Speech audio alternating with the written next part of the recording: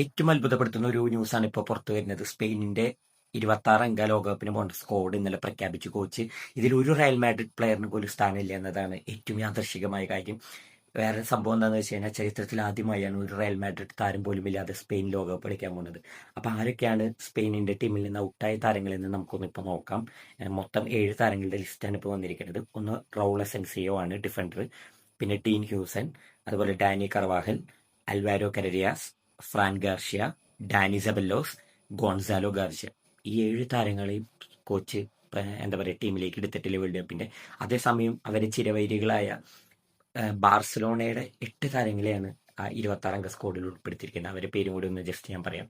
Joan Garcia, Cubarsi, Eric Garcia, Pedri, Gavi, Dani Olmo, Ferran Torres, Lamine Yamal.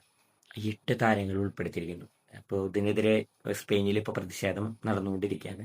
പക്ഷെ പറഞ്ഞിട്ട് കാര്യമില്ല, നമ്മൾ ലോകകപ്പിന് പോകുമ്പോൾ ഫിറ്റ്നസും കളിയിലെ ആ സമയത്തെ ഫോമാണ് നോക്കേണ്ടത്. അത് വെച്ച് നോക്കുമ്പോൾ ബാർസ ഈ വട്ട കിരീടം നേടിയ ടീമാണ് ലാലിഗ. 8 പ്ലേയേഴ്സും ഈ എടുത്തേക്കുന്നത് അതിമികച്ച താരങ്ങളാണ്.